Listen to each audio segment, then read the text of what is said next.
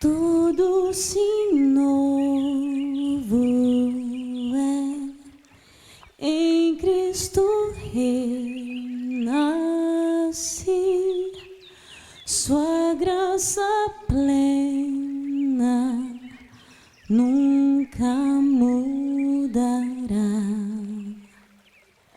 Minha escuridão em luz se tornou, oh Deus, na aflição eu posso descansar. Por tudo que és cantarei, oh meu Deus, a Jesus, o teu amor.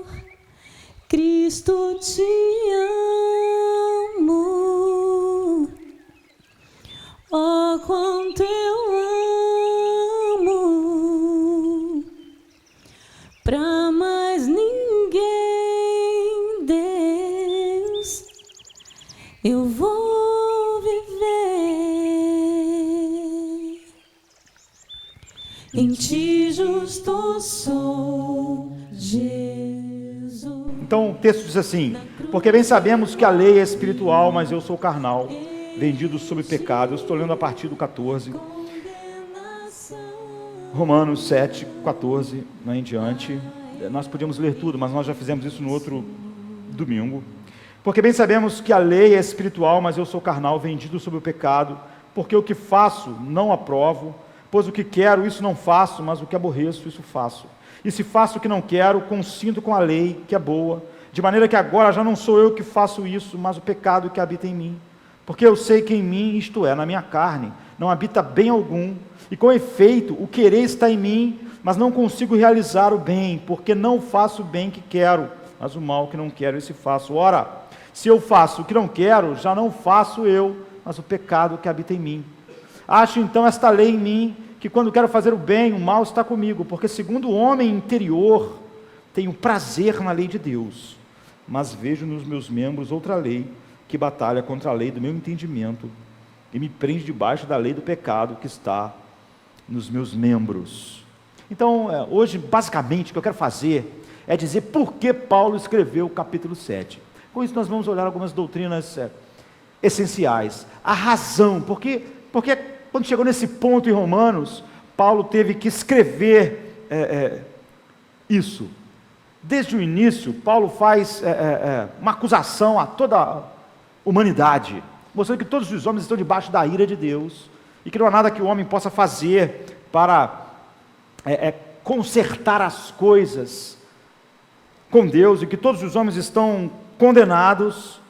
E quando ele chega aqui em Romanos, ele já disse que a lei de Moisés, ela é incapaz de levar o homem de volta a um lugar onde ele possa honrar e glorificar a Deus.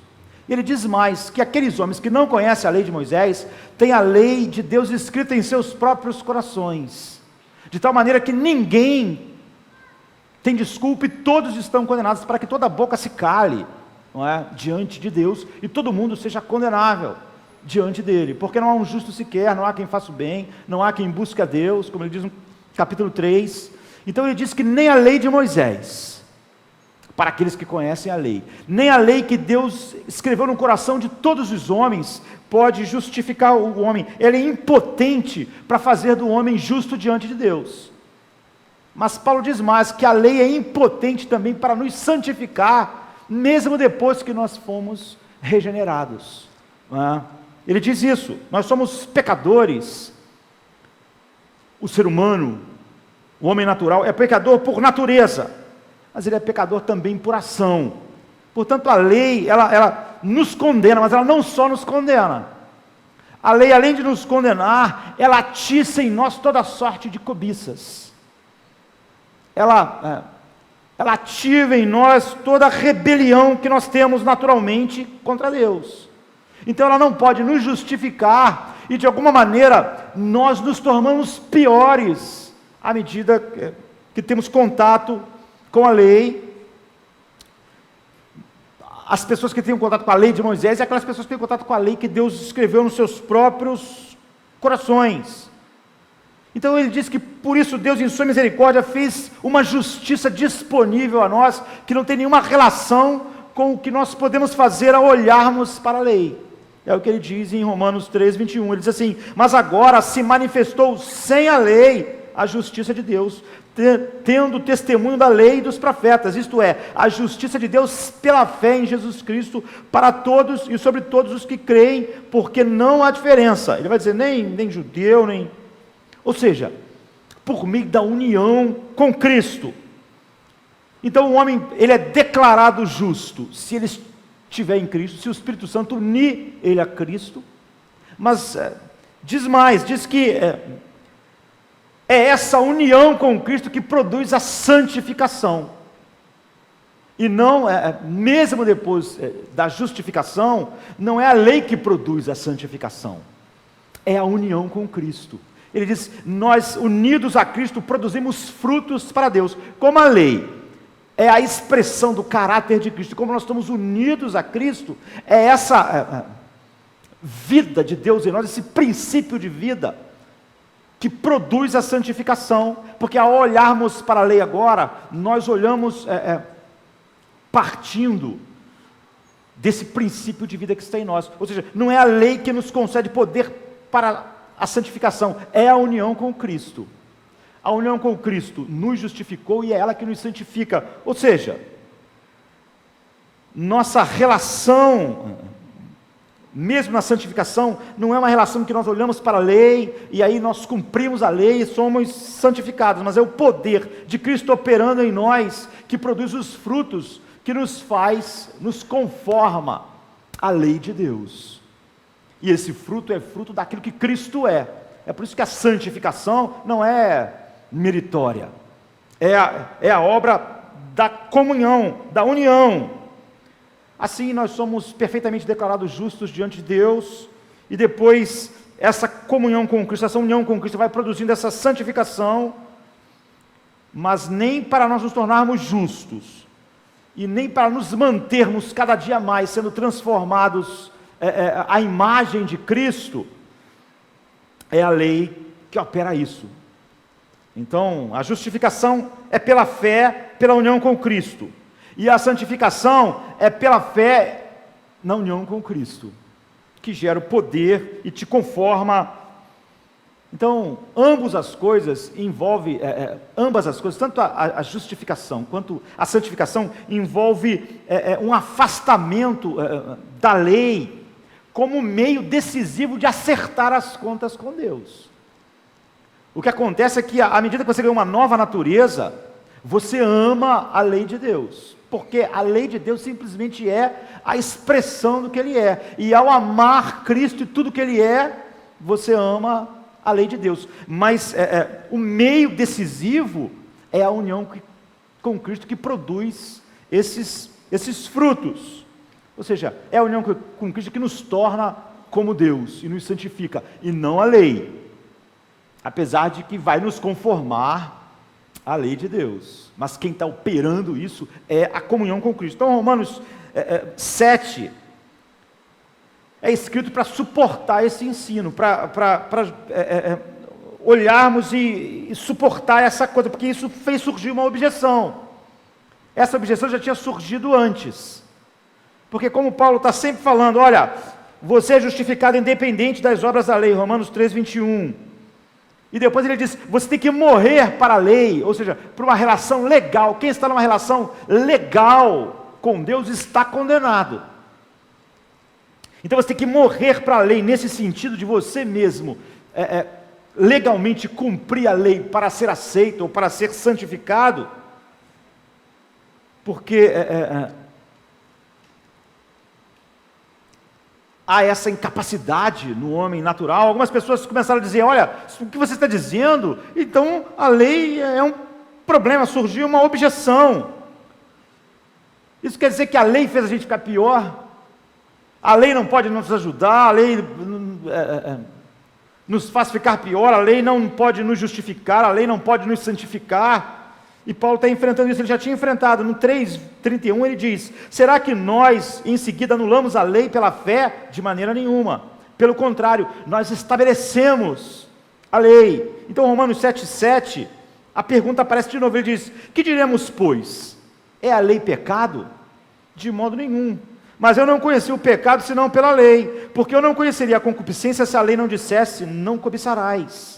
No versículo 13 ele pergunta de novo: logo tornou-se o bom em morte? De modo nenhum. Mas o pecado, para que se mostrasse pecado, operou em mim a morte pelo bem, a fim de que pelo mandamento o pecado se fizesse excessivamente maligno. Ou seja, Paulo está respondendo a essa objeção.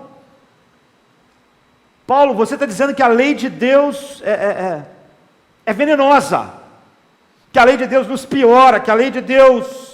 Se isso for verdade, Paulo, a sua doutrina não pode estar certa. Essa é a questão que Paulo está defendendo, está dizendo: não. O capítulo 7 é escrito para mostrar isso, a doutrina da justificação pela fé. E a doutrina da santificação pela fé não mostra nada de ruim na lei. A lei é justa, santa e boa, mas o homem é totalmente mau. Esse é o ponto. Ela é impotente para justificar e para santificar, não porque há um problema nela, não porque haja nada mortal nela, mas porque eu sou pecador, e porque o meu pecado é mortal, e porque há uma maldade incurável em mim.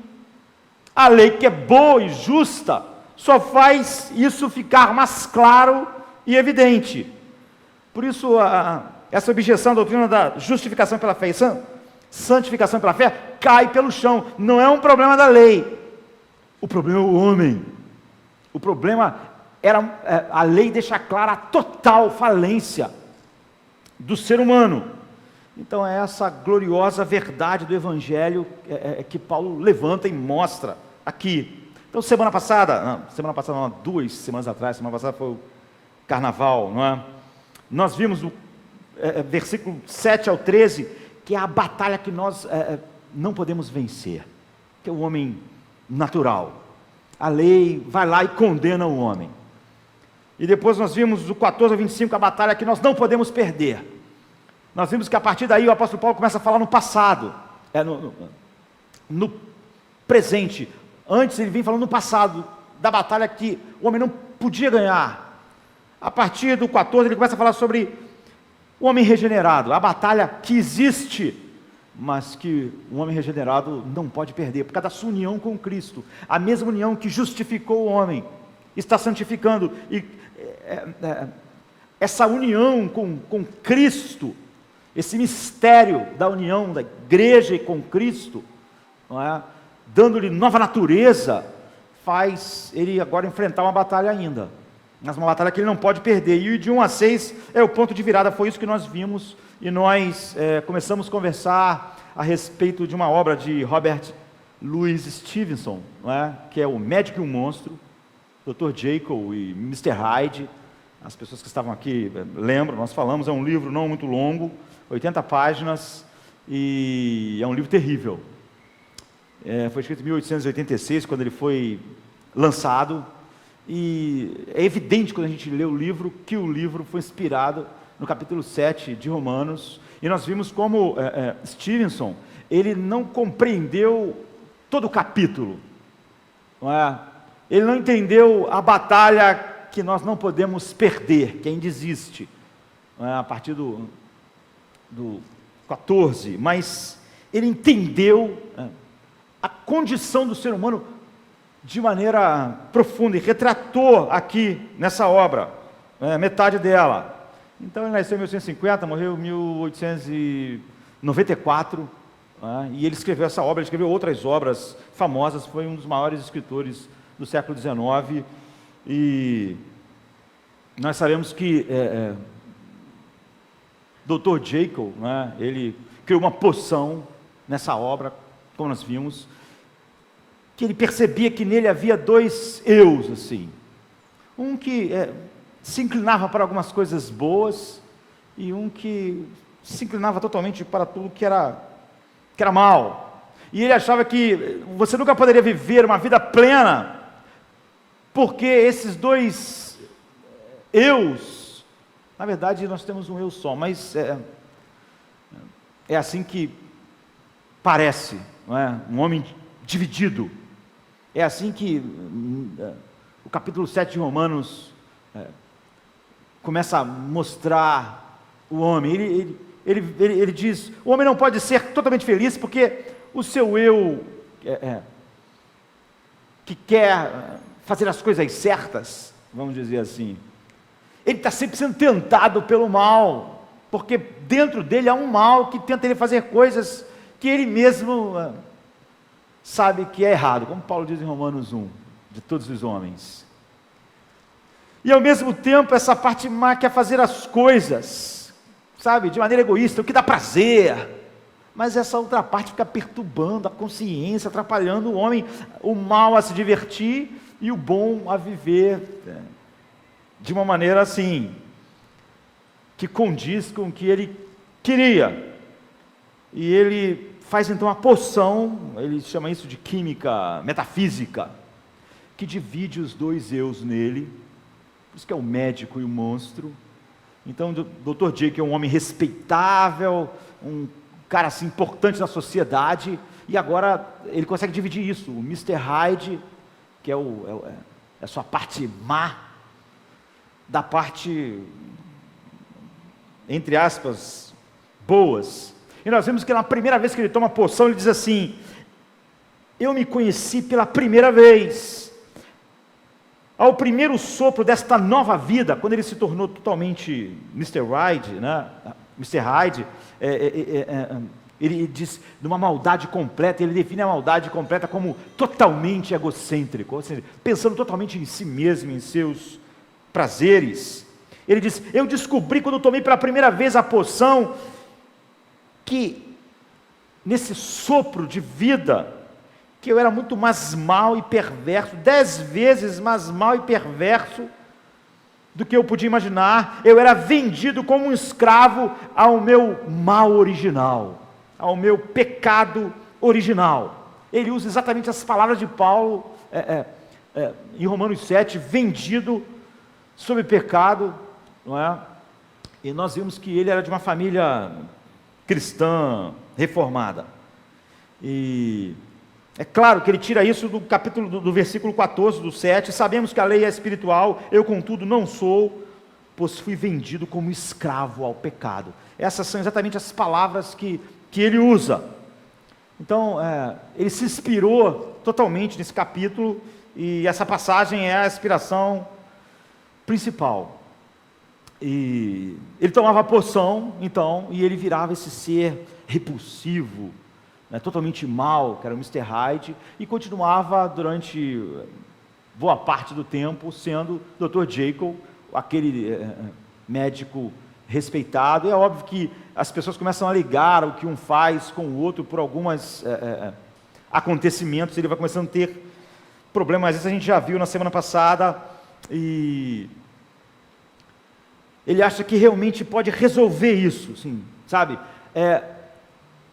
O lado bom dele superar o problema da culpa, e o lado mal não sentir culpa nenhuma em fazer tudo o que achar melhor. Então ele bebe a poção, se divide, isso vai acontecendo várias vezes, mas ele descobre que o lado mal era muito mais mal e perverso do que ele podia imaginar. E chega uma hora que alguém morre, que alguém é morto, então ele pensa, eu não quero mais, eu não pensava que havia tanta maldade. Então ele para de tomar a poção, ele fala, nunca mais vou tomar, e ele fica então 3 meses sem tomar a poção. E quando ele fica 3 meses sem tomar a poção, um dia ele está numa praça sentado, e de repente ele olha, e ele se transformou no Mr. Hyde sem ter tomado a poção. Esse é o ponto de virada, assim, do centro gravitacional da obra de Stevenson. Porque antes ele era o Dr. Jekyll e ele tomava poção para virar Mr. Hyde. Mas agora, a partir desse momento, que ele está na praça olhando assim, e de repente ele se vê, olha, e ele é Mr. Hyde, ele se transformou sem tomar a poção. A partir desse momento há um ponto assim de virada. Ele tem que tomar a poção para virar o Dr. Jekyll.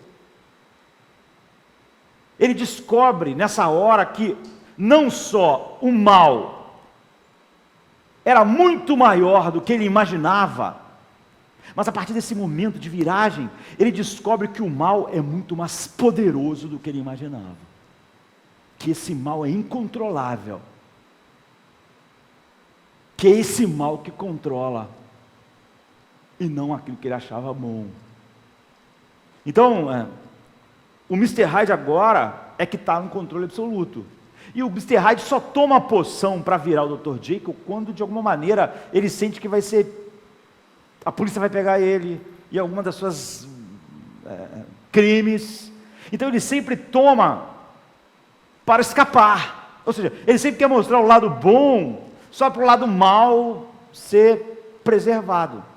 E sempre que ele se transforma no Dr. Jekyll, o Dr. Jekyll sabe disso, e ele faz poção, para que o outro tenha a poção para voltar, pelo menos no momento que seja. Mas acontece que chega um momento que acaba os ingredientes que ele faz a poção, ele não consegue mais os elementos na pureza que ele precisa, ele não consegue fazer. Então, ele não tem mais e ele sabe que nunca mais ele vai conseguir se transformar. O Mr. Hyde, quando assumir, não vai nem por interesse poder se transformar de novo no Dr. Jekyll. Então ele escreve uma carta dizendo: olha, essa é a última vez, eu sei que eu não vou mais voltar. Ele faz uma carta testamento, antes que ele se transforme no Mr. Hyde.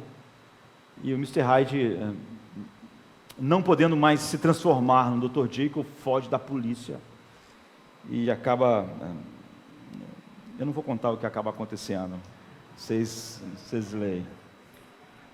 Mas é um fim trágico, é um trágico assim. Não é um fim. O mal sobrepujou, ele encontra o seu mal, o mal é muito mais poderoso, muito mais pleno, o mal toma conta de tudo. É claro que a questão é, como nós vimos há 2 semanas atrás, essa visão escura está certa. Nós vemos que Stevenson está errado exatamente porque ele não vê aquela batalha que o homem não pode perder, o homem regenerado. Ele só consegue ver essa primeira parte, ele vê isso como tudo. Mas eu quero dizer que ele tem uma visão muito mais clara, onde ele está errado, não é? Apesar de estar errado na segunda parte, ele tem uma visão muito mais clara do ser humano do que a igreja dos nossos dias. A igreja não pode estar certa, a igreja de maneira geral em nossos dias, nem na primeira nem na segunda parte de Romanos 7. Porque se você estiver errado na primeira parte, você não tem como compreender a segunda. Stevenson está certo na primeira e erra na segunda, não vê o poder da união com Cristo, que faz o homem estar numa guerra que ele não pode perder. Mas algumas pessoas hoje, e a igreja também, tem uma visão muito aquém da realidade humana que Stevenson descreve claramente. Então nós queremos ver 3 coisas que ele está certo, depois outro dia falarmos sobre aquilo que ele está errado, mas eu acho que só vai dar para falar 2 coisas, não é? Então, a primeira coisa que ele está certo é que há de fato esse abismo profundo. Paulo escreveu Romanos 7 exatamente para mostrar isso. Não há nada de errado com a lei. Ela só faz o homem ficar pior e mais diferente de Deus, até ele ser tão diferente de Deus, infinitamente separado de Deus, condenado eternamente. Não é porque há nada de errado com a lei é maravilhosa. O problema está no ser humano. E é isso que Stevenson enxergou, não é? A história é perturbadora, a maior parte das pessoas não gostam, não querem ver. Mas a primeira coisa que a Bíblia diz é que é verdade. E foi por isso que Paulo escreve isso. E isso é tratado em boa parte de Romanos. Há um mal essencial no ser humano.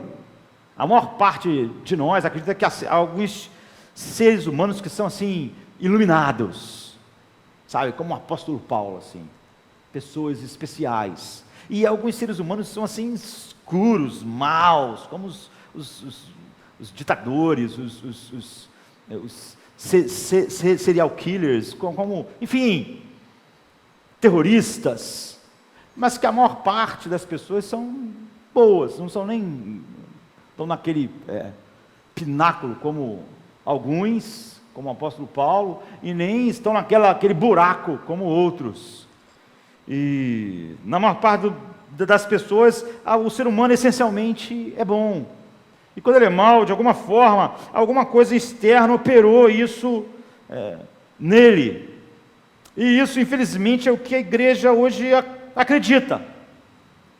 E quando você lê a segunda parte, mesmo depois de regenerado, Paulo diz, há uma luta. Quando Deus criou o mundo, a Bíblia diz, Ele fez separação, Ele disse, haja a luz, e fez separação entre a luz e as trevas.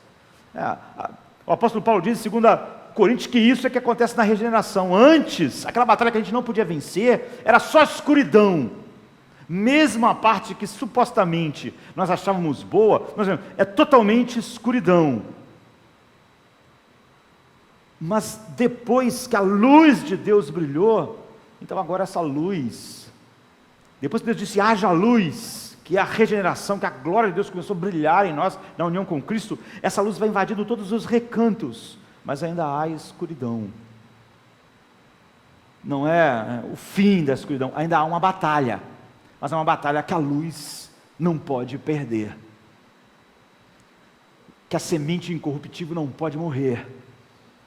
Onde a luz chega, as trevas vão sendo dissipadas. Então, algumas pessoas diziam, como um homem pode falar como Paulo? Então só pode ser que Paulo ainda está falando dele antes. E Paulo está mostrando, não, eu mesmo que o meu homem interior tenha prazer na lei de Deus, ainda vejo escuridão, batalhando. Essa escuridão não tem como vencer, mas ela é real. Por que nós pecamos externamente? Por causa de algo que está acontecendo internamente, queridos. O pecado nunca é uma coisa só externa, não é? Por que nós, quando formos glorificados, não vamos pecar mais? Porque não haverá mais nenhuma batalha. Então, apesar de ser uma batalha totalmente diferente, a batalha do homem regenerado, há uma batalha. Uma séria batalha. Mas a igreja não compreende a primeira parte, não é? E ela, na verdade, na maior parte das vezes, nega a primeira parte. Negando a primeira parte, você não tem como entender a segunda parte. Então, quando Paulo diz, não há um justo, nenhum sequer, todos se desviaram, as suas línguas tratam enganosamente, seus pés são ligeiros para derramar sangue, em Romanos 3, não há temor de Deus diante do seu coração. Ele está expressando isso, Stevenson, na sua obra, está expressando isso. Paulo está dizendo, eu era o Dr. Jacob, assim, sabe? Era o cara mais justo que as pessoas podiam ver. Mas, na verdade, dentro de mim se escondia um monstro. Em cada Dr. Jacob há um Edward Hyde, que é, na verdade, dominador, poderoso. Essa é a primeira coisa. A segunda coisa que Stevenson está certo é que a Bíblia diz que esse mal está escondido. Hyde, ele usou essa palavra porque em inglês, não é? Ela é parecida, e tem a mesma raiz de duas palavras, hediondo e escondido. O que Stevenson está dizendo é o seguinte, esse monstro, o Mr. Hyde, ele é hediondo e mau, mas ele se esconde.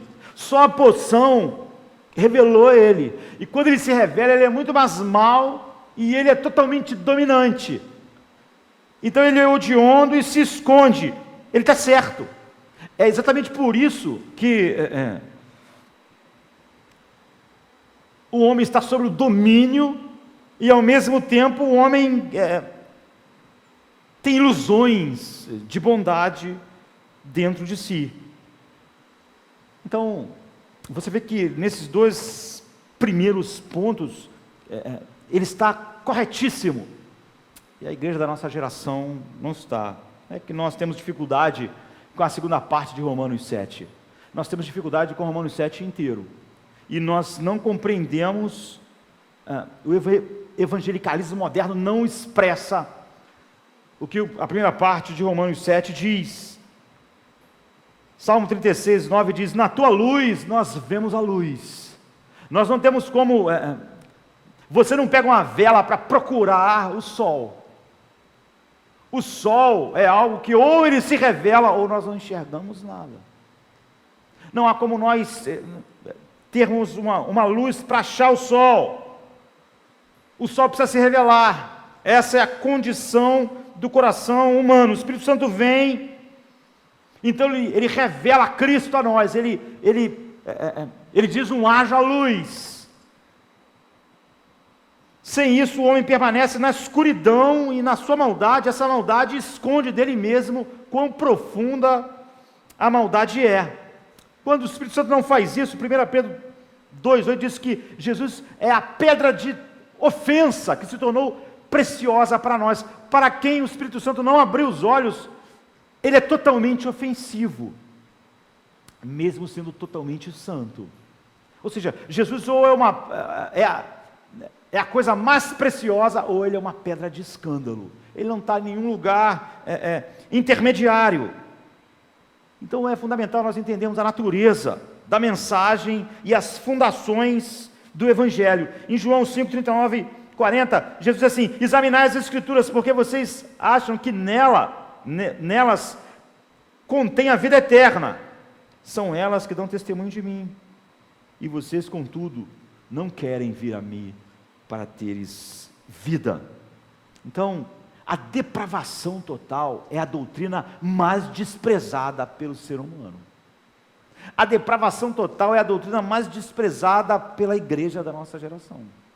Ela sempre encontrou uma tremenda dificuldade. Jesus diz assim em João 6, 44, ninguém pode vir a mim se o Pai que me enviou não o trouxer. Essa é a doutrina mais desprezada da Bíblia. Um número incontável de pessoas que se dizem cristãs, eles não aceitam isso. Eles têm uma visão muito mais rosa, cor-de-rosa, do ser humano, do que Stevenson mostra em seu livro. Ele compreendeu essa verdade muito mais profundamente do que a maioria das pessoas que se dizem cristãs em nosso tempo. No entanto, essa doutrina é distintivamente uma doutrina cristã. Só o cristianismo tem essa doutrina e nada mais. Ela é única. Ela diz que o ser humano não tem nenhuma contribuição para fazer em sua redenção. Todas as outras religiões dizem que o ser humano tem algo para fazer que pode justificá-lo diante de Deus e fazer ele merecer algo diante de Deus. A única que diz o oposto é o cristianismo. E é óbvio que, olhando para dentro de nós, para o nosso mundo, essa é a única doutrina que nós podemos ver na prática, acontecendo cada dia quando nós abrimos o jornal, e quando olhamos para dentro de nós mesmos, ou para nossos filhinhos. Então, essa doutrina é distintivamente cristã. Ela separa o cristianismo de todas as religiões, de todas as filosofias. A ideia de que o ser humano é lá no fundo inerentemente bom, junta todas as religiões no mesmo pacote, junta até o ateísmo no mesmo pacote. Essa doutrina, então, ela coloca o cristianismo só. Todas as outras colocam o ser humano baseado numa noção de que ele tem uma justiça que ele pode adquirir através de obras. Em sua essência, é que as pessoas são suficientemente boas para merecer serem, no mínimo, salvas por Deus. Ou, no mínimo, contribuir de alguma forma com a sua própria salvação. Ou que, no mínimo, todo ser humano tem lá no fundo uma bondade que, se usada, pode fazer ele merecer o céu. Portanto, de uma forma ou de outra, todos os falsos sistemas religiosos ensinam que a redenção, todas as religiões, todas ensinam que a redenção depende da capacidade humana, de uma capacidade que o homem tem de trabalhar essas coisas boas que existem na alma humana, usar a sua força de vontade, usar o seu livre-arbítrio. Então há uma autoexpiação no ser humano, através da sua suposta bondade que o faz poder agir assim, merecer isso. Então, todas as religiões estão obrigatoriamente comprometidas em negar a depravação total do homem, porque à medida que o ser humano é totalmente depravado, todas as outras religiões não têm mais nada para dizer. Nem o humanismo, nem o ateísmo. Eles têm que negar firmemente todas as religiões que o ser humano é totalmente depravado. Essa é uma doutrina distintamente cristã. Mas infelizmente a igreja cristã da nossa geração afirma a mesma coisa que o mundo, que o ser humano não é totalmente mau e depravado, que há ainda algo bom no ser humano, que ele pode contribuir com algo para a sua... Essa é uma das características que o Stevenson queria mostrar, que o Mr. Hyde, ele se esconde, ele não é só hediondo, ele se esconde, foi a poção que revelou ele. Então praticamente todo pecador é convencido de que ele lá no fundo é fundamentalmente bom, ou pelo menos ele não é tão ruim que mereça a condenação, ou ele não é tão ruim como outras pessoas que ele conhece.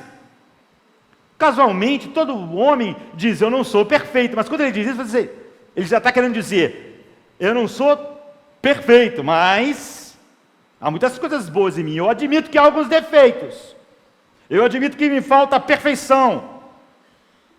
Eles não podem ver todo o mal no seu mal, porque o mal deles, do ser humano, do homem natural, ele justifica de alguma forma, e ele não pode ver mal nenhum no seu bem. No seu bem ele não vê mal nenhum, ele não tem capacidade de ver qualquer mal no Dr. Jekyll, que na verdade ele não é nenhuma característica dominante do ser humano, ele não pode ver, que dirá... se ele tem dificuldade de ver o próprio Mr. Hyde, o seu mal, ele consegue de alguma maneira justificar. Imagina ver o mal em seu bem. Então, especialmente o ser humano não reconhece nenhum mal na sua religião. Ele acha que isso é bom, está vendo? Essa parte religiosa minha é uma parte boa, uma parte que quer algo espiritual. Ele não pode admitir que ele é incuravelmente mau, incuravelmente hostil a Deus e totalmente incapaz de fazer o bem verdadeiro. Ele é incapaz disso. As pessoas vão para quase todo argumentação ilógica para obscurecer o papel da sua própria depravação. E a igreja dos nossos dias, ela faz isso, ela tem dificuldades enormes, porque ela não consegue entender o passo inicial, que dirá entender que depois, tudo aquilo que procede quando o Espírito Santo age num homem assim. Então muitas pessoas reivindicam, não é? Invocar o nome de Deus Pai, de Cristo, e amá-lo, quando na verdade detestam Deus. E nós estamos falando só do mundo, não. Eles podem de fato sentir ter um sentimento, um carinho, algo sentimental por algo que eles chamam Deus, mas é só um Deus que é adequado às suas preferências, um Deus imaginário. O Deus que diz, você é totalmente mau, é uma pedra de tropeço. É algo. Então muita gente vai dizer assim, eu não posso aceitar um Deus, está vendo? Ele não pode. E que Deus que ele pode aceitar? O que ele inventa. Eu posso conceber um Deus, eu só posso amar um Deus assim, é verdade. Um Deus que você inventa. Todo ser humano é incapaz de amar Deus como ele se revelou, como ele é. Ele não pode amar Deus do Velho e do Novo Testamento. Ele pode amar um outro Deus, em que ele concebe. Sua recusa em reconhecer a verdadeira extensão da sua própria malícia é a prova da incredulidade. Quando o ser humano diz, eu não sou totalmente depravado, é a maior manifestação da sua depravação. O ponto de Stevenson é essencial, porque o livro está reconhecendo exatamente isso. Então, na verdade, nenhum pecado poderia ser mais hediondo do que a recusa de amar Deus como Ele é. Quando você diz, eu não posso aceitar um Deus, esse é o maior pecado que o ser humano pode cometer, é a recusa de amar Deus pelo que Ele é. Quando você diz isso, e quando alguém diz isso, ele está indo de encontro aos 2 primeiros mandamentos. Não terás outros deuses diante de mim, não, sabe? O primeiro grande mandamento é o quê? Amarás o Senhor teu Deus de todo o seu coração, como Ele é. E você quando diz, eu não posso aceitar Deus, é isso, essa é a essência do pecado, é ser incapaz de amar Deus como Ele é. E aí em seguida você quebra o segundo mandamento, que é, não farás para ti imagem. Você não pode criar um Deus na sua mente e adorar Ele, dizendo que Ele é Deus. Portanto, alguém que diz, eu não posso aceitar aquilo e aquilo, ele está fazendo isso, ele está criando um outro Deus e está adorando esse Deus. Portanto, o culto dele, mesmo que seja evangélico, é uma manifestação terrível de pecado. Porque ele não pode amar o verdadeiro Deus, e ele cria para si um outro Deus. Então, algumas pessoas dizem, as doutrinas da graça, olha, aquelas pessoas, a doutrina da graça não é aceita ali, mas eles aceitaram o essencial. O que é essencial? Essas doutrinas são essenciais. Se essas doutrinas não são compreendidas, o Evangelho não foi compreendido. Muitas pessoas mesmo que se dizem reformadas, dizem, olha, não, realmente aquela pessoa não entende isso, não entende aquilo, mas no essencial, o que é essencial? Paulo está falando sobre o essencial. Romanos é sobre o essencial. E toda a verdade sobre a condição do homem que Deus vai fazer começa aqui. A tendência de inventar falsos deuses e insistir que esse falso Deus que você criou, porque o outro te era muito ofensivo, que a idolatria é o traço universal da humanidade caída. Paulo diz logo no início de Romanos, é por isso, porque vocês, o homem tendo uma revelação de mim, insistiu em criar outro. Por causa desse mal essencial. Essa é a depravação total do coração do homem. Ele cria um outro Deus para botar no lugar daquele, mesmo quando as pessoas têm flagrantes pecados que são expostos de maneira inegável, ou quando elas são compelidas a confessar um pecado específico, eles negam que isso é fruto da completa maldade, porque há uma sensação de que ele é capaz de se redimir, de usar seu livre-arbítrio, de usar a sua vontade, de mudar, de contribuir com algo que faça parte da sua salvação. Ele nunca imagina que o que ele é, no seu melhor, merece a condenação final de Deus. Por outro lado, as pessoas mais piedosas, invariavelmente, estão mais conscientes da sua depravação. É por isso que mesmo na segunda parte de Romanos 7, um homem regenerado continua dizendo, eu vejo o mal ainda em mim. Porque quanto mais próximo de Deus, mais consciente do mal o homem tem, o homem está. Então, os homens que chegaram mais próximos de Deus, eles não viram menos disso, eles viram mais disso. John Bunyan, um dos maiores puritanos, escreveu O Peregrino, um monte de livros, nasceu em 1628, morreu em 1688, ele diz assim, a melhor oração, na sua autobiografia, a melhor oração que eu já orei, tinha pecado suficiente nela para condenar o mundo inteiro. Ou seja, você vê, ele é capaz de ver o mal no seu bem. Na minha oração, há nela pecado suficiente para condenar não só a mim, mas o mundo inteiro. A minha oração tem que estar coberta com o sangue de Cristo. Tudo em mim. Ou seja, enquanto algumas pessoas têm dificuldade de ver o mal em seu mal, essas pessoas, o homem assim, ele consegue ver o mal em seu bem, porque ele vê a profundidade do mal. Isaías diz, todos os nossos atos de justiça são como trapos de imundície. Isaías 64:6. Ele usa uma palavra de profanação tão vil e completamente contaminada, que ele está falando sobre algo, algo que não pode ser lavado, tem que ser destruído.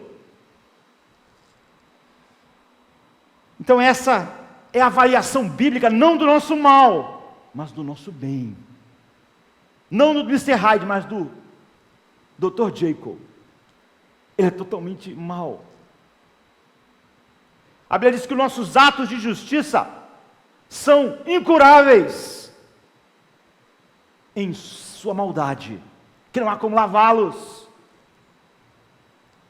Essa não é a avaliação dos nossos atos maus, do Mr. Hyde, é a avaliação de tudo aquilo que você achava bom.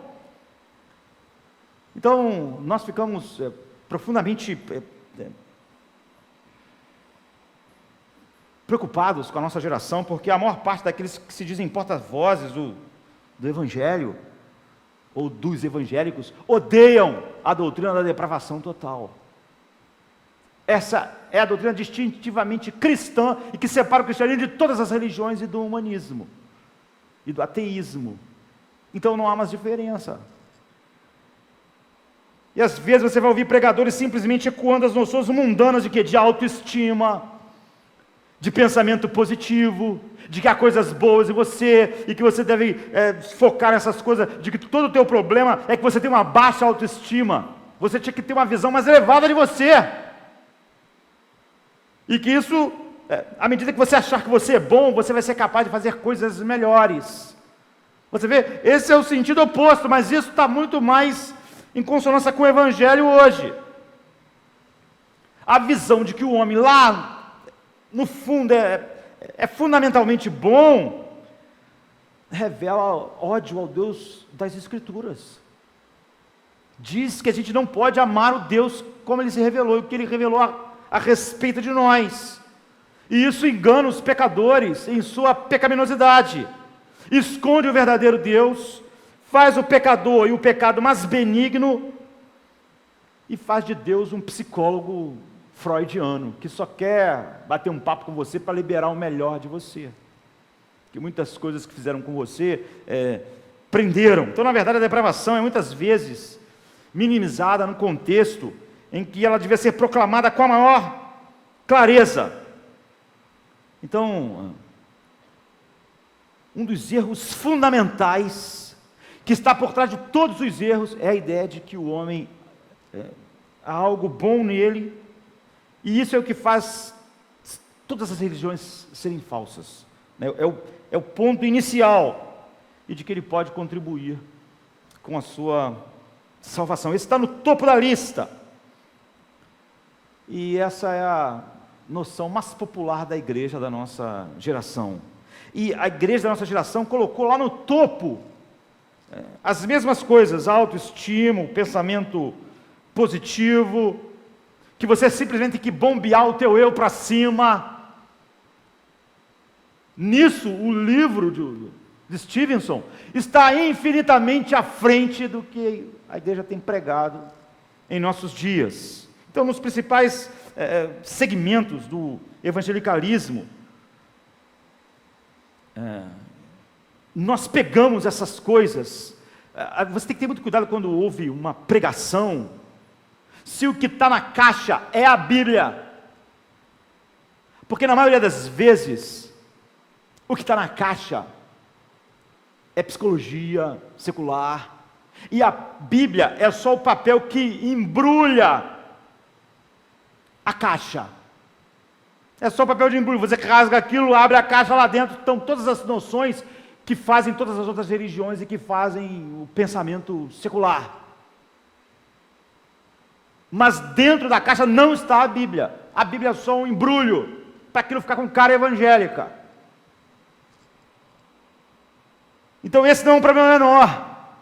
Esse não é, alguém quando diz assim, olha, mas no essencial, que essencial?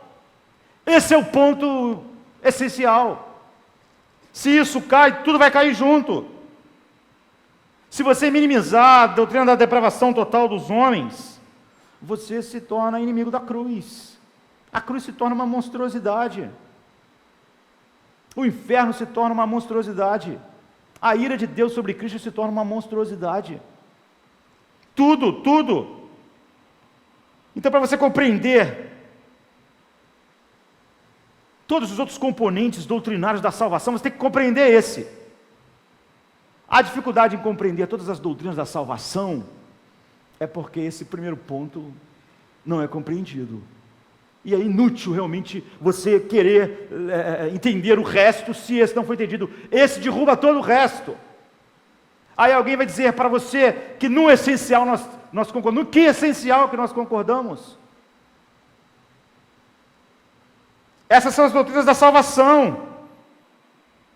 Uma vez que você compreenda o significado da depravação total do homem, todos os outros grandes princípios da graça e da redenção são entendidos automaticamente.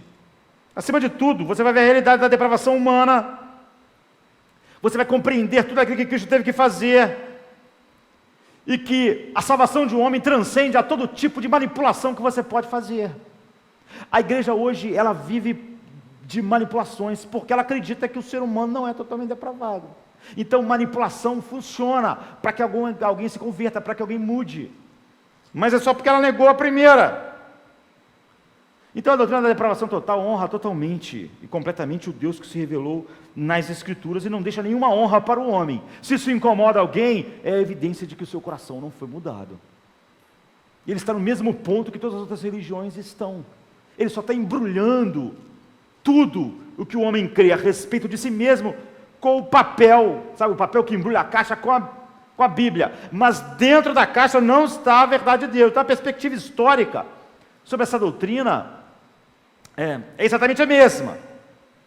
Quem entrou no mundo evangélico há pouco tempo pode pensar que quando você fala das doutrinas da graça, começando com a doutrina da depravação, você está se deparando com algo novo, porque a noção de livre-arbítrio humano é tão popular no mundo e na igreja, que as pessoas hoje, quando ouvem sobre a doutrina da depravação total, elas pensam que isso é que é novo, que isso é que é algo estranho que está adentrando. Eles assumem que a ideia do livre-arbítrio do homem, sua capacidade de se apropriar da sua salvação, ou seja, que ele tem algo bom, que pode realmente fazer a melhor escolha, a escolha boa, e isso salvar a sua vida e ele contribuir de alguma forma, é tão comumente apresentado como evangelho, que parece que a depravação total é que é algo novo, quando na verdade ela é aquilo que a Bíblia ensina em toda ela, e ela sempre fez parte da ortodoxia cristã desde o início. Não foi inventada pelos reformadores, Lutero, Calvino. Além de ser tudo que a Bíblia diz, nunca houve um grande problema a respeito disso, até que apareceu Pelágio e atacou no V século essa doutrina. E a doutrina da depravação depois foi muitas vezes eclipsada pelos escolásticos medievais, até que a igreja teve o impulso da reforma. Então, Pelágio dizia que o ser humano era totalmente capaz de escolher Deus ou pecado, e que ele era totalmente livre, que se ele quisesse obedecer a Deus, era só uma questão de vontade. É o oposto do que Paulo está dizendo, que a lei só faz o homem se tornar pior, que ele olha para a lei e ela desperta nele todo tipo de cobiças. Pelágio não concordava com isso, ele denunciou uma oração de Agostinho nas Confissões, que ele disse que Deus pode exigir o que quiser, contanto que Deus capacite o homem para obedecer, porque se Deus não capacitar, é inviável. Então, Pelágio viu a oração de Agostinho como algo que ia de encontro a essa liberdade humana, e o seu discípulo mais vocal, Celestius, trabalhou essa posição insustentável de afirmar que a natureza humana não foi desativada nela nada a partir do pecado, que ela não herdou o pecado de Adão, que ela é exatamente igual a Adão antes de pecar, que o homem peca porque quer, se ele quisesse ele parava de pecar. Celeste então vocalizou isso, e eles insistiram que cada pessoa tem a perfeita liberdade de vontade, como Adão tinha. Então, se nós pecamos, segundo eles, é puramente por escolha, mas não por uma corrupção ou por uma incapacidade. Aquilo que Stevenson conseguiu mostrar de maneira assustadora em seu livro, é aquilo que a Bíblia mostra em todo lugar, e que Paulo está mostrando aqui. Com efeito, eles negaram a doutrina do pecado original, ou seja, de que em Adão todos nós caímos. E junto com isso, o pelagianismo negou a doutrina da depravação total. Ele foi formalmente denunciado pelo Concílio de Éfeso em 431 Anno Domini, não é? E isso foi colocado como heresia, mas o princípio do pelagianismo nunca morreu. Ele continuou. Ele permaneceu na igreja. E algumas pessoas começaram a dizer que, tudo bem, o ser humano perdeu, não é igual a Adão, mas ficou nele um livre-arbítrio suficiente para fazer o primeiro movimento em direção a Deus. E é isso que decide. Nesse ponto, segundo eles, a graça de Deus é dada a todas as pessoas, todo mundo. Uma graça proveniente. E cada um, todos os seres humanos recebem essa graça. E o ser humano faz uso dela ou não como ele quiser. Se ele quiser, ele faz. Se ele não quiser, o que faz ele querer ou não é ele mesmo. Então você vê, o pecador é colocado num banco do motorista e faz da escolha humana a determinação final da salvação.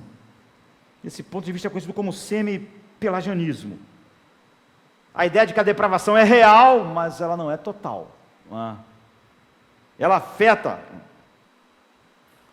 o ser humano assim, mas todos os seres humanos ganharam a possibilidade, uma graça que deixa todo mundo capaz de querer ou não Deus. E o que faz a pessoa querer? Ninguém sabe, o próprio ser humano. Não é? O que é melhor escolhe Deus, o que é pior não escolhe. Você tem que colocar o ser humano como o ponto final. Então a salvação, a graça salvadora, então, é só uma resposta de Deus ao que você fez. A graça não é a causa da tua salvação. A causa é a sua escolha. E a graça é só a resposta. Então, a causa eficiente da salvação é você, não é Deus. Ele só responde. Mas o semi-pelagianismo também foi denunciado na história da igreja, no Concílio de Orange, em 529. E depois, quando chegou na época da Reforma, Lutero escreveu o Cativeiro da Vontade exatamente contra isso, que a Igreja Católica é semi-pelagiana, contra Erasmo, que era um humanista e que falou pela Igreja Católica, exatamente defendendo o livre-arbítrio do homem, baseado no semi-pelagianismo. Mas todos os reformadores, junto com Agostinho, junto com a Bíblia, John Wycliffe, John Hus, Tyndale, Calvino, por exemplo, defende essa verdade bíblica no primeiro ponto das Institutas, em 1536, quando é lançado. É o primeiro ponto, isso é essencial. Lutero, ele diz, a minha obra mais importante é o Cativeiro da Vontade. Esse é o grande brado lá da Reforma. A Confissão de Fé de Westminster, 1647, diz, o homem, por seu estado caído do pecado, já perdeu totalmente todo o poder da vontade quanto a qualquer bem espiritual que acompanhe a salvação. Você vai encontrar isso na Confissão Belga de 1561, nos 39 artigos da Igreja Anglicana, 1563, na Confissão Batista de Londres, de 1644, é uma doutrina histórica, ela não é só bíblica.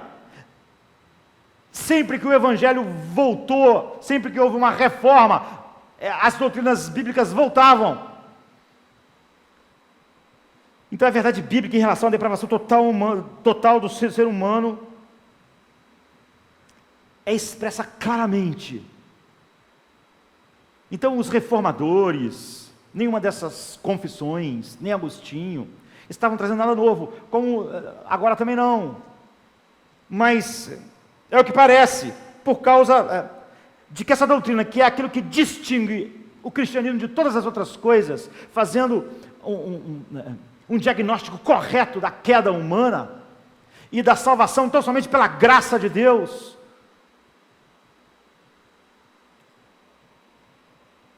se perde.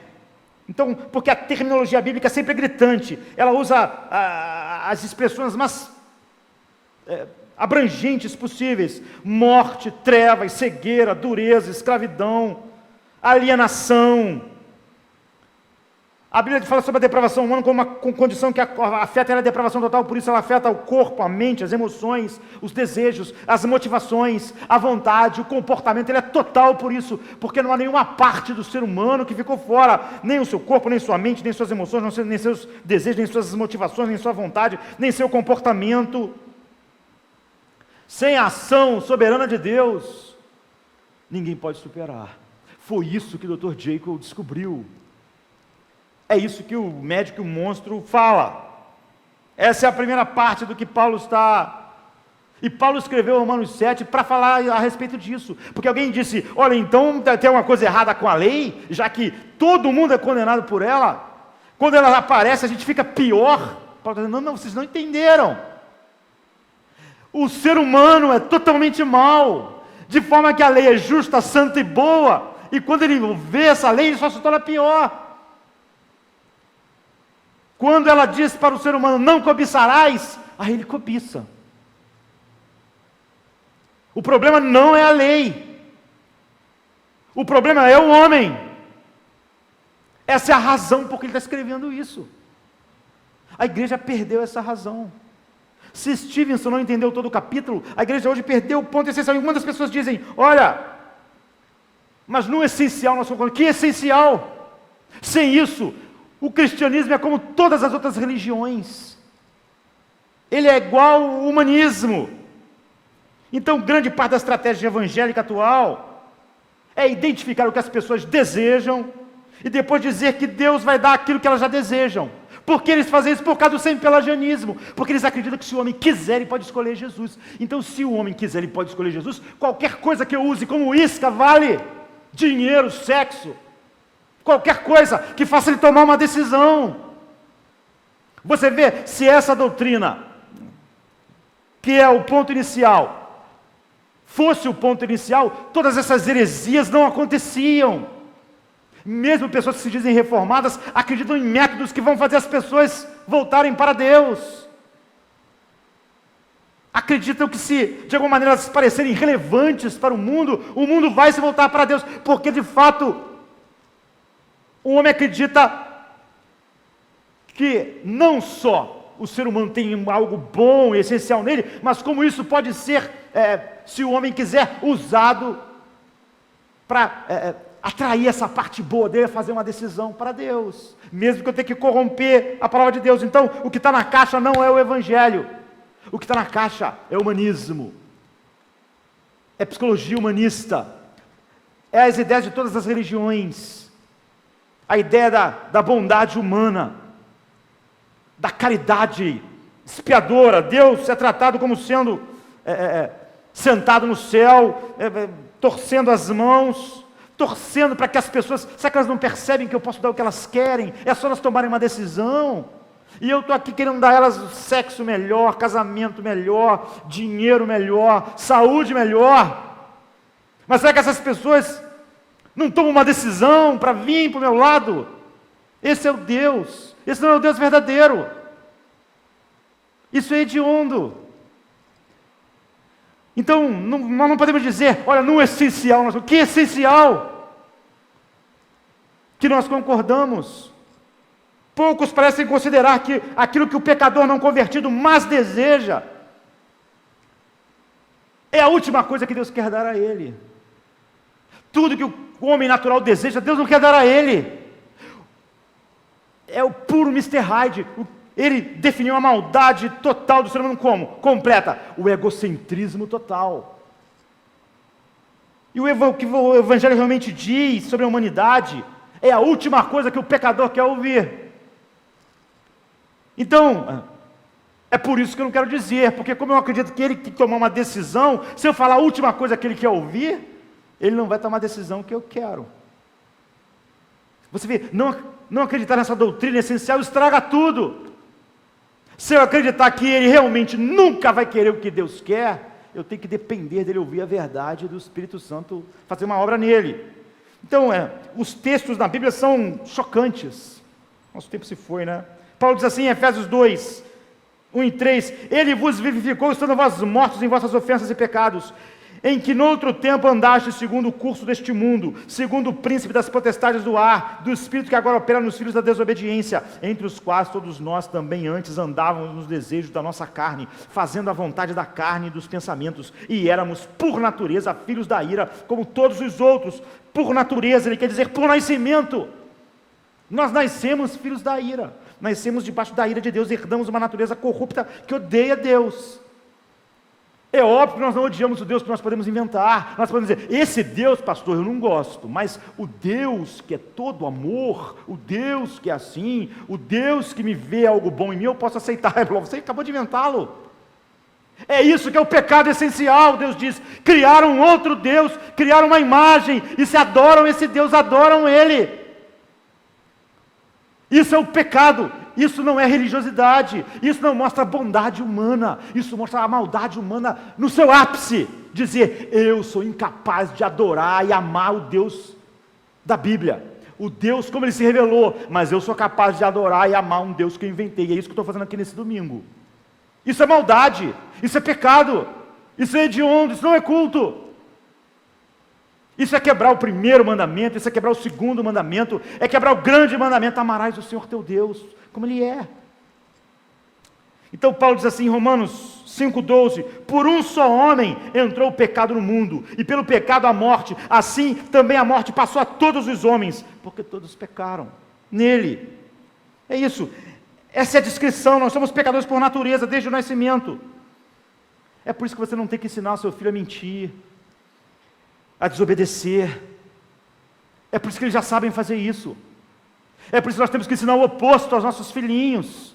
Não minta, não engane, diga a verdade para o papai, não faça pirraça. Nós não temos que ensinar coisas ruins. Eles não precisam ser ensinados. É isso que Stevenson conseguiu ver. É isso que, de maneira assustadora, a igreja do século 21 e 20 não vê mais. A condição humana é um profundo estado de depravação impulsionado pela concupiscência. Além de haver esse profundo estado de depravação, há uma concupiscência que impulsiona o ser humano. 1 João 2,16 diz, a concupiscência da carne, a concupiscência dos olhos, a soberba da vida, é isso que impulsiona. Se alguma coisa pode mudar o ser humano, tem que ser a graça que vem de fora, invade o ser humano, externa, que não depende em nada do ser humano, porque o ser humano não tem nada para contribuir. É por isso que toda a glória é dada a Deus. Então Efésios 2, 4 e 5 diz, mas Deus, que é riquíssimo em misericórdia, pelo seu muito amor com que nos amou, estando nós ainda mortos em nossas ofensas, nos vivificou juntamente com Cristo, pela graça sois salvos. É um milagre. Quando ele descreve como nós éramos, como incrédulo, ele diz assim em Efésios 4, 18, entenebrecidos no entendimento, separados da vida de Deus pela ignorância que há neles, pela dureza do seu coração, os quais, havendo perdido todo o sentimento, se entregaram à dissolução, para com avidez cometerem toda sorte de impureza e pecados. A condição do homem natural, como Stevenson viu, o Mr. Hyde assumir o controle, ele ser muito mais, não só mal do que ele imaginava, mas muito mais poderoso, é a condição normal do ser humano. Colossenses 2,13 diz, e quando vós estáveis mortos nos pecados e na incircuncisão da vossa carne, Ele vos vivificou juntamente com Cristo, perdoando-vos todas as vossas ofensas, havendo riscado a cédula que era contra nós nas suas ordenanças, na lei, a qual de alguma maneira nos era contrária, a lei nunca era a nosso favor, e atirou do meio de nós, cravando-a na cruz. Não houve faísca residual em nós. É análogo à ressurreição de Lázaro. Não é que todos os defuntos naquele cemitério tinham o poder de ouvir a voz de Jesus e sair. Não é isso. Não é? Todos estavam mortos. Não havia nada para cooperar nem em Lázaro, nem nos outros defuntos. Não é que todos os defuntos do cemitério ouviram a voz de Jesus e só Lázaro pensou, eu vou querer ir. E os outros defuntos pensaram, eu não quero ir. Não, Jesus disse, Lázaro, sai para fora. Ele estava tão morto quanto os outros, e os outros estavam na sua morte. Então, não houve uma faísca em Lázaro que contribuiu, e todos os outros também receberam uma graça de ouvir a voz de Jesus, mas quiseram ficar na sepultura. Sem o Cristo vivo, Lázaro estava tão indefeso como todos os cadáveres do cemitério naquele dia. Nós somos uma raça de Lázaros. Essa é a verdade fundamental. Se alguém disser, eu não posso concordar com a depravação total, mas no essencial nós cremos. Que essencial? Acabou o Evangelho. Nós só temos agora a Bíblia embrulhando uma caixa, mas dentro dela está a mesma coisa que está nas outras religiões, a mesma coisa que está no humanismo, a mesma coisa que está na psicologia moderna, a mesma coisa. E é por isso que hoje em dia é pregada a mesma coisa mesmo. Autoestima, as mesmas verdades, entre aspas, do mundo. Então, também é uma verdade que permeia a Escritura, não é? Que há alguns textos que as pessoas não conectam a isso. João 1, 12, 13, Jesus está explicando, não é? Em João, uma conversa com um fariseu que achava que o ser humano podia ser santo diante de Deus. É a essência do fariseu. Paulo era um fariseu, Nicodemos também é. Os quais não nasceram do sangue, nem da vontade da carne, nem da vontade do homem, mas de Deus. Ou seja, ninguém nasce nesse mundo filho de Deus. A ideia de que há uma fraternidade universal não existe na Bíblia, apesar das pessoas gostarem disso. Não há, os seres humanos não são filhos de Deus. Todo mundo nasce sem ser filho de Deus. Isso é precisamente o que Jesus tentou explicar a Nicodemos. Nicodemos parecia ser só um Dr. Jekyll. Não existia uma cara feia aparecendo, sabe, o Mr. Hyde. Então, ele diz assim, João 3,3, em verdade vos digo que se alguém não nascer de novo, não pode ver o reino de Deus. Não é que alguém vê o reino de Deus, aí decide se vai nascer de novo. Não, está dizendo o seguinte, se alguém não nascer de novo, ele não pode nem ver o reino de Deus. A ideia da graça preveniente de que todo mundo vê o reino de Deus, aí ganha uma luz para ver o reino de Deus, depois um escolhe querer o reino de Deus, outro não escolhe. Não, Jesus está dizendo, olha, em verdade eu vos digo que ninguém, se não nascer de novo, se primeiro não for regenerado, não pode ver o reino de Deus. Nicodemos capta a mensagem de Jesus. Ele diz, então como um homem pode, sendo velho, nascer de novo? Ele percebe, o que tu está dizendo é impossível. O que muitos hoje não conseguem entender, um fariseu conseguiu entender.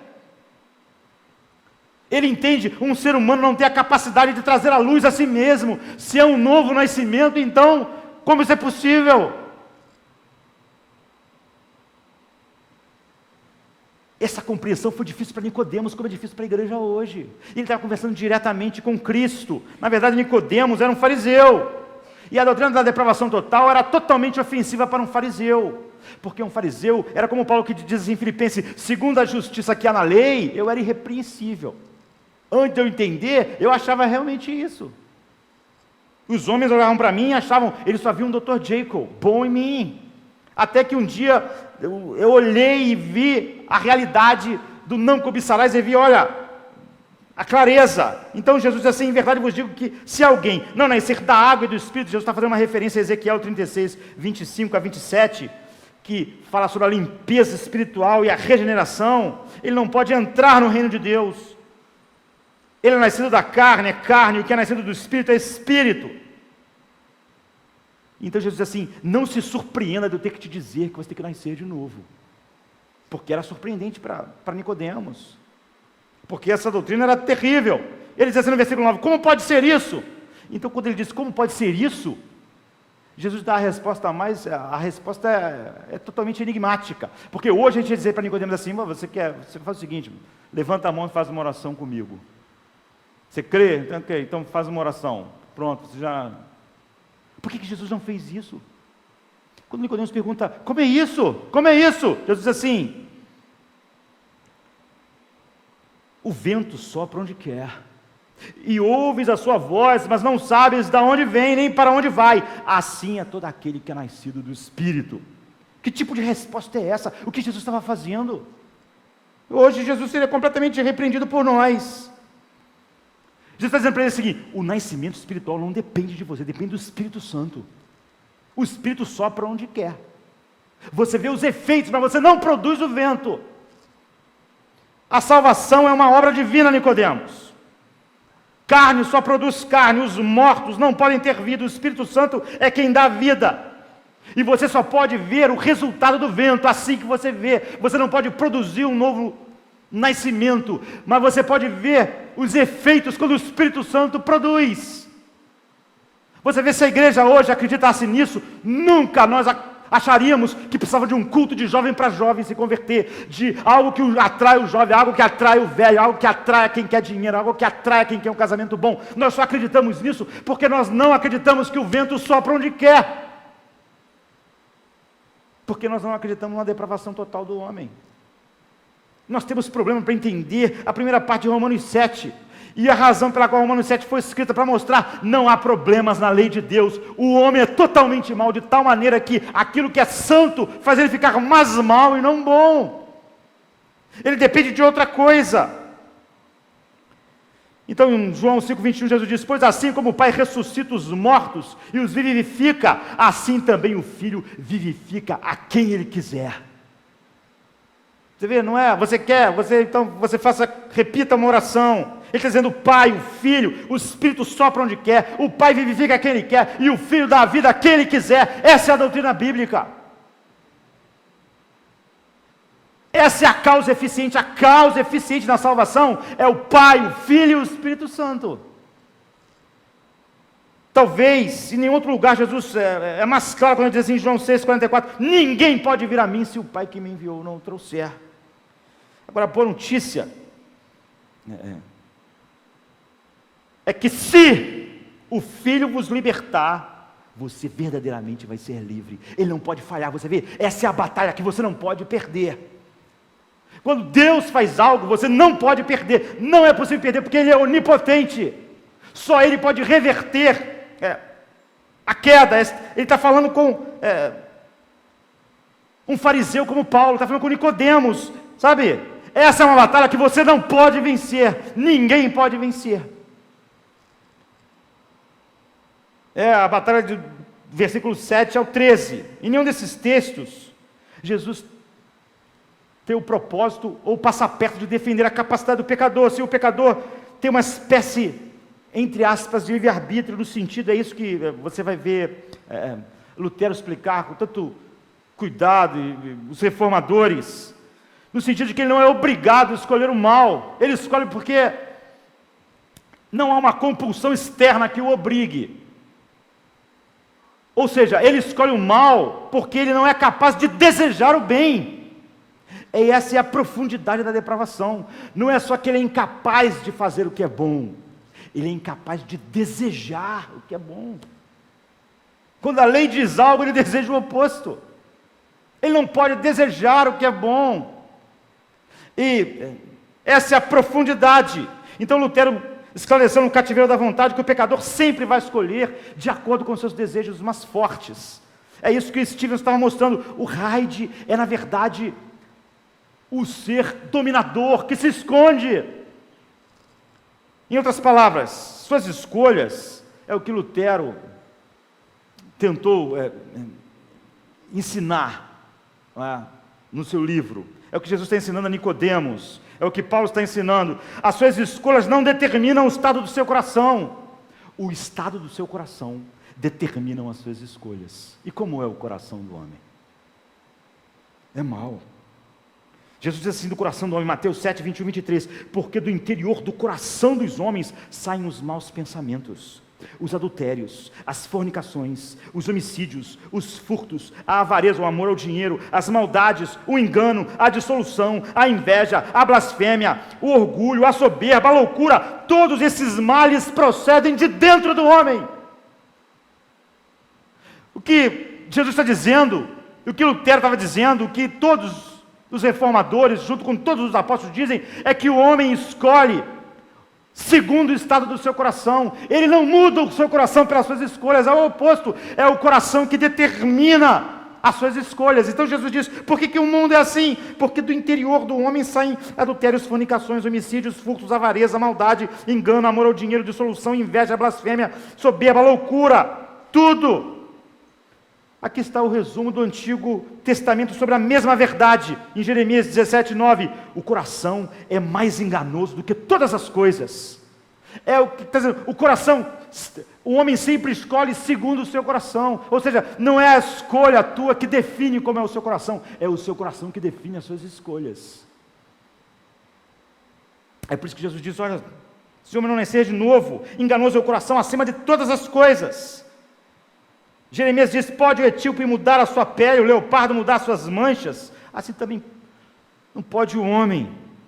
Ou seja, isso é só uma metáfora. Por quê? Porque a cor do leopardo e do etíope não é um mal moral, mas o pecado é. Mas é tudo imutável, além da ação divina. Então, junto com o coração, como é a mente do homem, por isso que a depravação é total.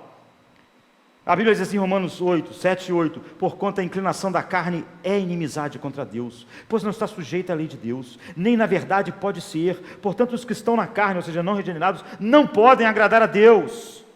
Como o ser humano poderia ser a causa eficiente da sua própria salvação? Então, o pecador é incapaz de ver beleza no que Deus mostra no Evangelho. 1 Coríntios 2,14 diz: o homem natural não aceita as coisas do Espírito de Deus, porque eles são loucura, ele não pode entender, porque isso se discerne espiritualmente. A verdade, o apóstolo Paulo diz em 1 Coríntios 12,13 que ninguém pode dizer Jesus é o Senhor, se não for pelo Espírito Santo de Deus. Não pode.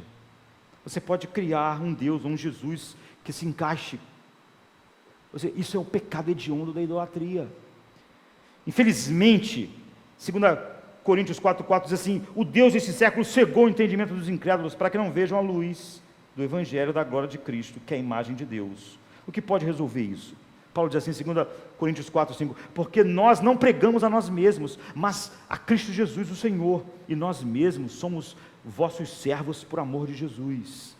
Eu queria dizer o seguinte: nós pregamos o Evangelho, ele é uma pedra de escândalo, é uma loucura. Mas por que a gente faz isso? Ele diz em 2 Coríntios 4,6: porque Deus que disse que das trevas resplandecesse a luz, é quem resplandeceu em nossos corações para a iluminação do conhecimento da glória de Deus na face de Cristo. É esse milagre, o mesmo poder que Deus usou para criar um mundo, para criar um universo. O coração e a mente são totalmente capturadas naquilo que é chamado de depravação total. Então, Paulo escreveu o capítulo 7 para mostrar: não há nenhum problema com a lei, mas será que vocês não percebem o problema final do ser humano? Que a lei de Deus só o torna pior. A questão de fundo é essa: não há um justo sequer, não há ninguém que entenda, não há ninguém que busque a Deus. A soma é que o homem é mau, egoísta, ele é sem vontade e ele é incapaz, porque ele está morto. É óbvio que você vê os seres humanos serem diferentes, você vê alguns fazerem algumas coisas que você acha mais terrível que a outra, mas essa é a diferença entre um morto e outro morto. Deixa eu explicar. Se você pudesse olhar hoje, entrar numa sala, né, enfim, onde tivesse várias pessoas mortas, você pode achar a diferença entre elas. Uma pode ter acabado de morrer, está ali, parece até está dormindo, como diz alguns. Um morreu ontem, um morreu há uma semana, um morreu outro mês. Está fedendo tanto o que morreu há 2 semanas que você não pode entrar na sala. Eles parecem diferentes, mas estão mortos. Não há diferença entre eles. Aquele que não está fedendo ainda não está menos morto do que aquele fedor horrível. Estão mortos. A diferença é essa, sabe? Entre a filha de Jairo, que tinha acabado de morrer, ainda estava na cama. Jesus chegou lá e mandou: menina, levante.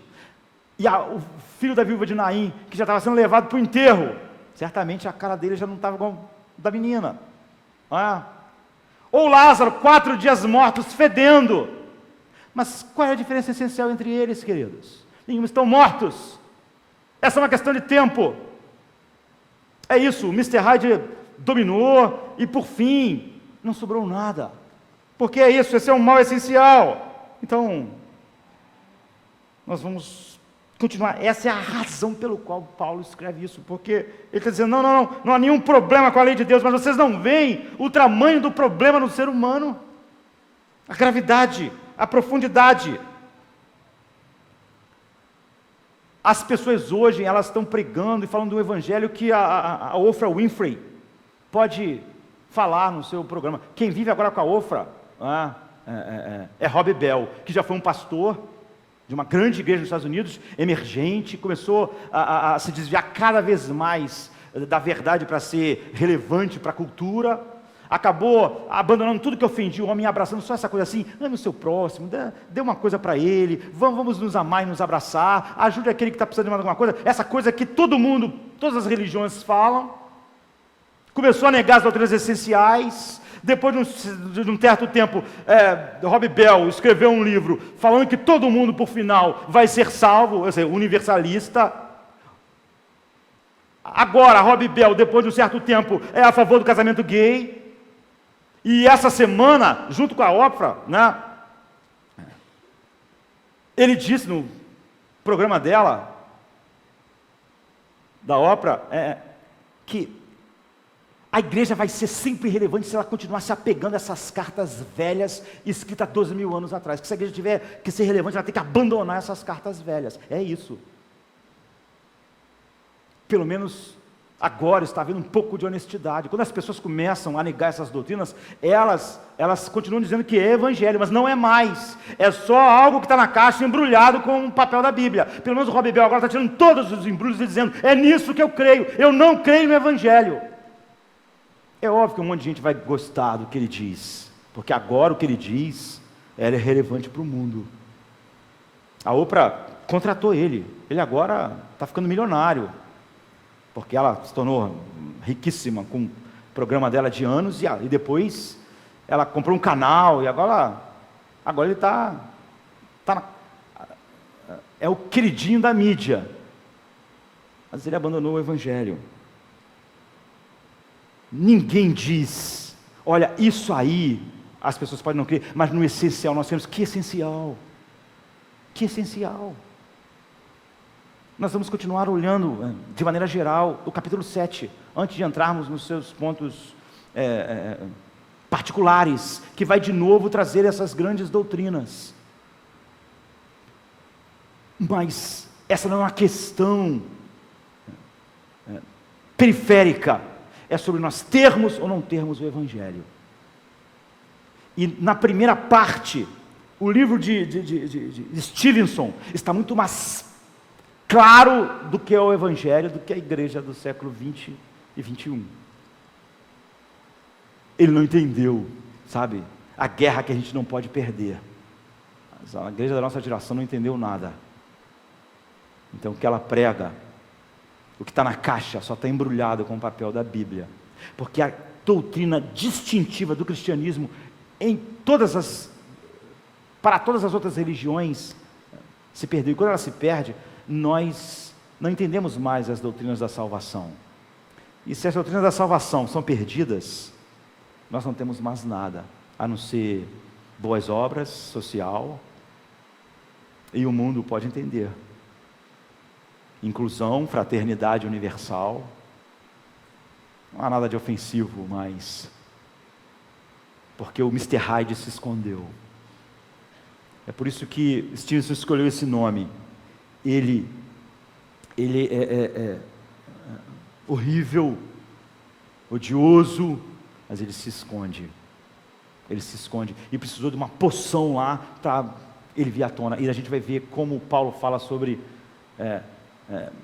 como essa poção aconteceu com ele mesmo, e como a guerra que não se pode perder teve início.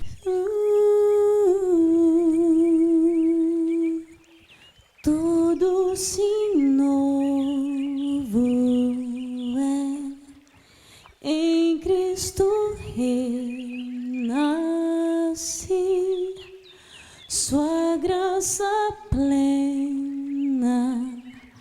nunca mudará. Minha escuridão em luz se tornou, ó Deus, na aflição eu posso descansar.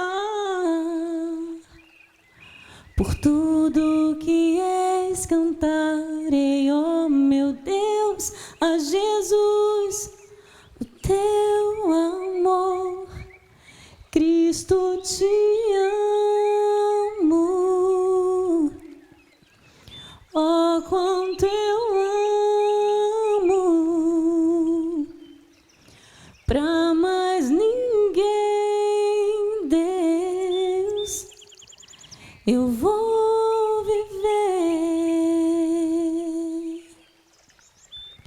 Em ti justo sou, Jesus, na cruz sim morri,